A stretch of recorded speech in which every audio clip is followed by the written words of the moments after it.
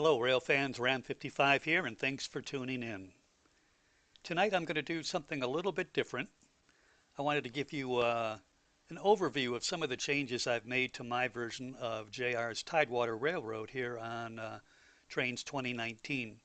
I was trying to incorporate that into session videos, but some of those sessions are just too long, and this added too much time to those videos. So I think I'm just going to make a separate video, and that's what we're doing today. So anyways, here's an overview of the Tidewater portion of the route. Tidewater is that area just north of the river, right in the center of that fat part of the map. And then down to the bottom left, you'll see those blue marks. Those are the staging areas for the trains going to the southwest, or basically towards Chicago. And over in this section right here, that's the staging area for the trains going to and from the Detroit area. So here's an overview of the staging area to the southwest. You can see there's a couple of trains already on there. And we're looking toward the river, up toward Tidewater, which is off to the right there behind those hills. But this is the staging area. And there's a similar one on each of the corners of the map. The ones to the south are for the CSX and Norfolk Southern Railroads. The ones to the north are for Canadian Nationals. Both of them represent all places east and west.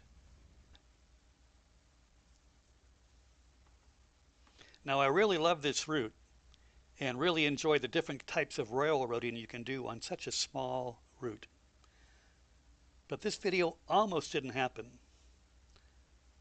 I took a couple of days off and was doing some major and minor surgeries on the route.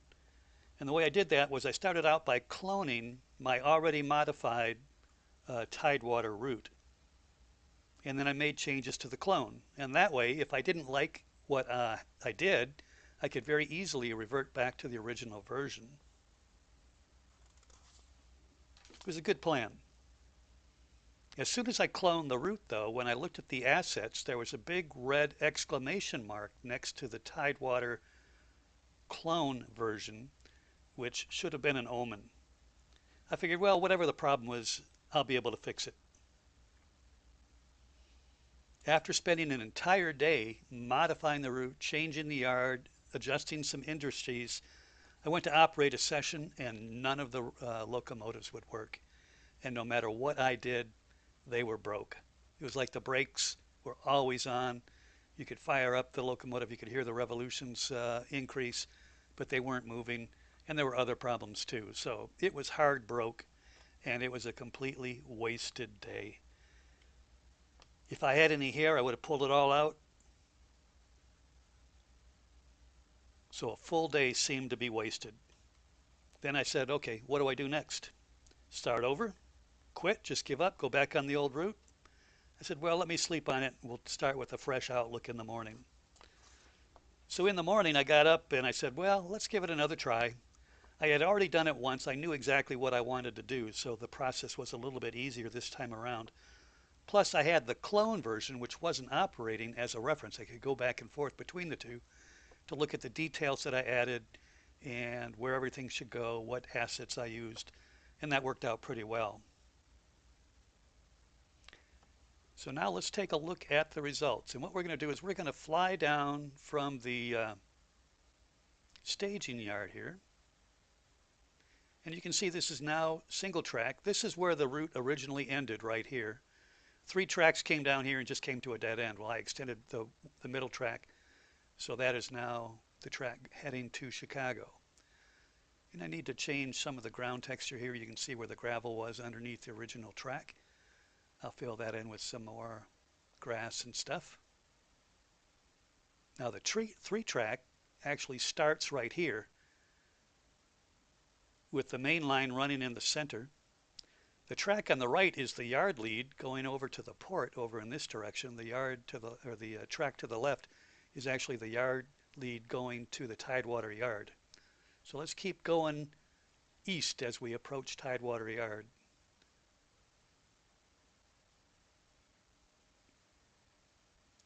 Coming around the bend here, you can see this track here goes off to the right and that heads down to the port. And this track right here, the main line, originally went off in this direction to Tidewater Yard south. and then this one went up in this direction to Tidewater Yard North. Well, that is a thing of the past. We all know that Tidewater had a split personality with the north and the south yards. Now I've combined it into one large yard. Now this was originally, Tidewater was kind of an awkward layout functionally, and I struggled to make sense of how to use the track in the operating sessions on the railroad. It also made the operation sessions needlessly more complicated as you had to move cars back and forth between the two yards even though they were just a short distance apart, and it added more time and effort to the operations. So now basically, as you can see here, there is one yard with a lot more tracks on it. So one yard right here, this yard over here is now gone. There's a lot more tracks that are squeezed tighter together over here. So let's kind of zoom in. Down here at the yard tower, I added a couple little things here. I got a trailer here for the crew to hang out with. A couple guys are out there parked there for the operations. Now you can see right away that the old engine house is gone. I figured for a small railroad like the Tidewater Railroad, that engine house was mammoth. And I just didn't see that kind of a railroad having that big engine facility. So I downsized it. We still have 4 engine stalls, and over on the right we have 2 stalls that incorporate a repair in place or a car maintenance shed. We got a shed for them to work out in the open, as well as an overhead crane for doing some lifting.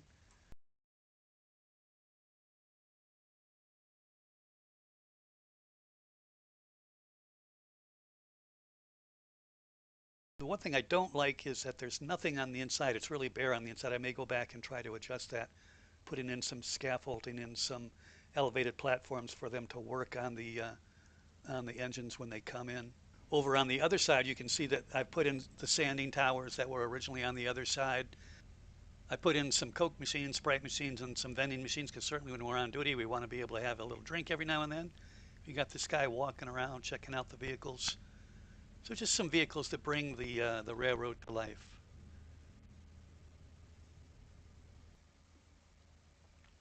So here I installed a little crew office. So when guys come in for their daily duties on the railroad, this is where they kind of hang out.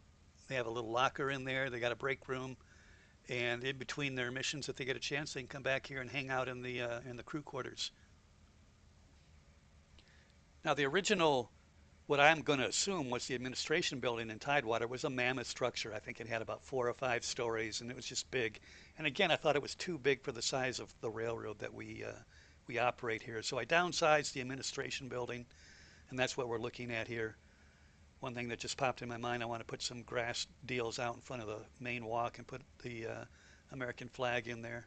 I installed this fence in this road that goes all the way down to the yard tower on the other end of the layout. But anyways, this is the new administration building. Now when I redesigned the yard, I had to relocate the original passenger facilities, which are right here. Again, we don't have passenger service on the Tidewater Railroad, but the buildings are still there. They're still being used functionally by the railroad. And this equipment here used to be where the repair in place track was, and these buildings over here are unchanged. Now, because the yard has been switched from a split yard, north and south, and it just has one yard, when the trains come through and they leave the yard, the departing engines have to cross over back onto the main to get over to Detroit. If they want to go up to River Point, they stay on this track over here on the right. And as you can see here, they branch off. The one going to the right goes off to Detroit. The one going to the left goes north to River Point. I also heavily modified the port area.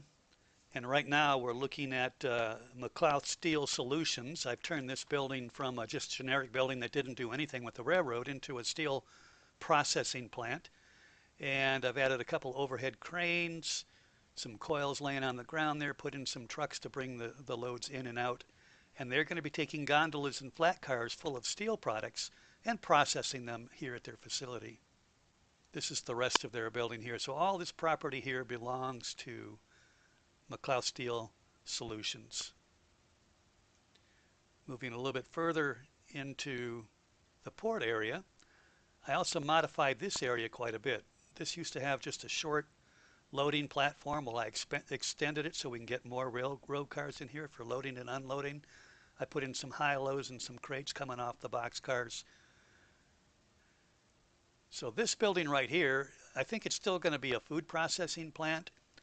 That's going to be one of the industries, and they're getting some goods off the railroad cars, loading them up on the railroad cars here, and also off the trucks. On the other side of the building, they have more shipping and receiving docks for railroad cars. So the railroad cars will come into this side of the building. They can get 3 cars here and probably 1 or 2 more, maybe 3 more on the other side. The building right next door is going to be a separate facility all unto itself. It's going to be Al's Furniture Shop. They make fine quality furniture, and they take in the raw materials, they fabricate them here and ship them out in rail cars as well as truck traffic. The back side of that building was also pretty heavily modified. This track used to be pretty isolated. It didn't get connected to the rest of the railroad, but I've connected that up now. So we'll bring in a couple box cars for loading and unloading here. And of course we got the semi-traffic bringing in goods, shipping them out to local industries, and we put them on the railroad cars as well. So here's Huber's coal dock. This is pretty much the way it was, with the exception I put a much bigger ship in here. It's a bulk unloader, so it's more typical of what you'd be seeing carrying coal on the Great Lakes. I made the piles bigger here, and as a result I actually had to increase the size of this jetty so it's wider and longer, which also allowed me to incorporate more cars that come in on this unloading grate here. Those cars dump their coal through the grate, it goes through underground conveyor belts, and out of these stacks right here where it's spread into big piles, and then these shovels here take the coal and load it up into the bulk carrier. The other major modification I made was to the Trenton warehouse, which is this facility you see in the middle. Again, this was widened. It wasn't really extended, but it was widened.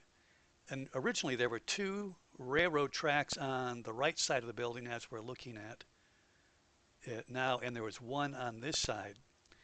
Well, this bulk carrier is so big, you can't get another ship in there. So it didn't make sense that, the railroad traffic would be coming into the right side of this building. So I'm actually having 2 tracks over here on the left now. And this carrier here is actually a self-loader. So he'll be able to take goods off the ground or off the railroad cars and put them into his hold. And also these warehouses will be storing a lot of goods as well. They'll be taking goods off of gondolas, flat cars, and box cars, putting them onto the ship or into the warehouse. Trucks will be picking them up on the other side of the building. And I put a whole bunch of high-lows in here so they can do their job. Again, just gives the scenery a lot more life. I put some figures in there, and I'd like to find some more animated figures that are walking around. I think that's pretty cool. And a lot more clutter and stuff around. Obviously I put in some ships, which I think are much more realistic looking. And as we've talked about in the past, I've added some ship traffic in there. Unfortunately not here to be seen, but there's a couple ships out there driving around in circles up and down the St. Lawrence River. And right here is the Rifle River. This is the river that flows north, and we'll follow that. The tracks are on the left, and the first industry we come to heading north is this one right here.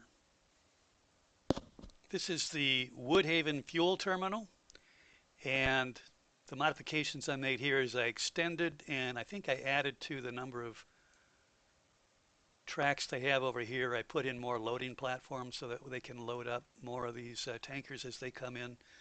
Once they get filled up, if they need to, they can store them over here. So they are capable of handling quite a few number of cars. And I think they can get a total of 27 cars in this facility now. So they're a pretty big operation. They're supplying gasoline to the local area, and this is the terminal. And up here we'll see the fuel trucks coming in and bringing them out to local gas stations and doing whatever they have to do. Is the Tidewater mills. This one went through a couple different changes. Again, all the farmers are bringing their grain in over here on the right side and dropping them off through the Great Sear, then gets taken through conveyor belts up into the silos.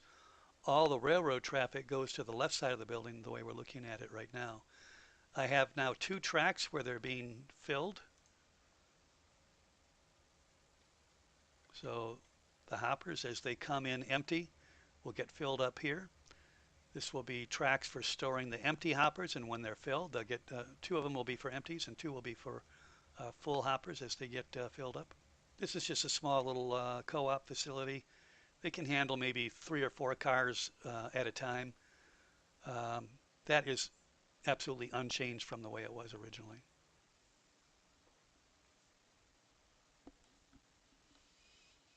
So the last industry heading north from Tidewater up toward River Point is this one right here. This is a brand new facility. This was basically designed from the ground up. This used to be the site of another grain silo, and I thought it was extremely repetitive to have 3 silos between the 2 major cities, plus an additional silo up at River Point. So I came up with the idea of turning one of them into a ethanol producing facility, and that's what we're seeing here. Basically what I did is I went online, looked at some pictures of some ethanol plants, and then copied one. This is a pretty fairly close approximation to one of the pictures I found online. This is the Monroe Agricultural and Energy Plant. It's just a bunch of tanks. It's basically the farmers are bringing in their corn. Corn is being processed into ethanol fuel. It's being loaded up onto tank cars. On the far end there, you'll see a facility for loading up the hoppers with the leftover corn, the chaff, whatever they call it, I'm not really sure. They load those up into hoppers, and then they are taken away to another processing plant where they turn that chaff into meal for cattle. And there's also a place for loading and unloading boxcars. So let's zoom in a little bit. We'll see what's going on here. Over here to the right, we have the office building and all the people parked out front. I got some barrels right through the hood of these cars, so that's going to have to be adjusted, obviously. This facility here, this big platform, is where they actually will load up the tank cars with the ethanol fuel.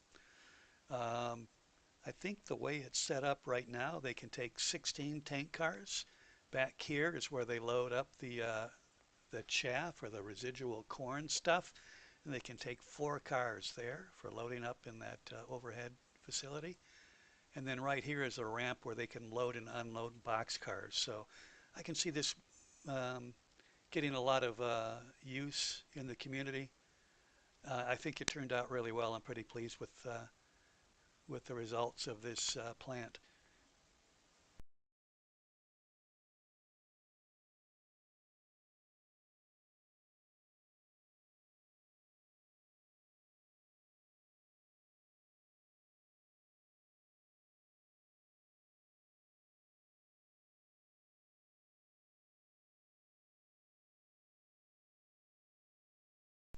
This is an overview of River Point. I completely redesigned the yard here. I've squished the tracks closer together so we get more tracks into a smaller space. And the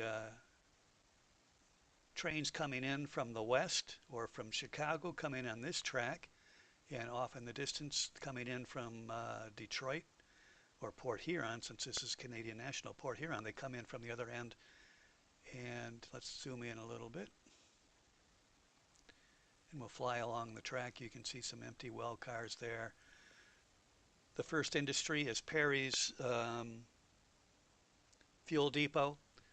The only thing I've done here basically is add some more unloading racks. So they can get, it looks like about 5 or 6 cars in here.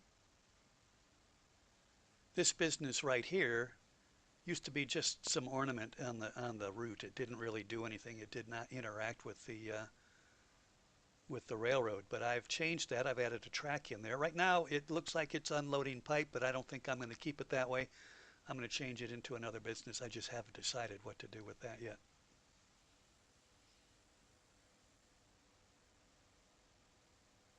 This is Chuck's Farm Supply. Basically, I just added another offloading ramp here, put in these buildings right here. Chuck is the major distributor for John Deere tractors to all the local farmers. So they'll be getting flat cars of the tractors, unload them here, and then they sell them. They also service them here in this garage. He's got a small office building here. This industry was modified a little bit. The track is the same. They've got one track coming in. I've moved the building over a little bit, added this unloading platform. There used to be a pipe running from here over to this building, which just kind of blocked off all this area, which didn't make any sense logistically in how they'd operate the building. So just some minor modifications here. This will be general goods for right now. And what it becomes in the future, I don't know. We'll figure that out. In the distance here is the big grain facility up at River Point. I've basically added all these buildings, given us a total of 4 areas to load hopper cars. Other than that, it's really unchanged. The concept is the empties will be spotted here. Local switcher will then bring them over to the track over on the right side where they'll be loaded. And as they get loaded, they just keep pushing them around until they're all full. And then when they're full, somebody will come and grab them, bring them over to the main yard to be picked up by passing trains. The next big industry in River Point is this intermodal yard. As intermodal yards go, it's rather small, but they do a fair amount of business for the area. This has been modified. When Tidewater was first developed by Jointed Rail, there were 2 tracks coming in here, and the overhead crane straddled both tracks. But I thought, well, how do you get from the well cars over to these awaiting trucks? And it couldn't be done. So I took one track out. This is on wheels. The original crane was on, I think, rails, so it had limited track. But this can go all the way down to the end here. So we can spot quite a few cars. I think about 10 cars, something like that, something like 10 well cars to be unloaded, put on these waiting trucks for pickup and delivery. And then over here we have an empty yard. Now functionally this yard hasn't been used yet. I envisioned that this was going to be used to take the empty well cars once they were unloaded and then store them over here. I don't know if I'm going to need that or not. I don't know. We'll just see how this kind of goes. So that's River Point. It's a big industrial park, modified several of the industries to make it functional. And this is the northern point on the Tidewater Railroad. So that's it for today's video. Appreciate you guys tuning in. I also like all the feedback and comments people have left. It keeps me motivated to keep making these videos. Hope you found this informative and gave you some creative ideas on how to operate your Tidewater Railroad. Give me a thumbs up, give me a like, and subscribe if you haven't already, and we'll see you on the next video.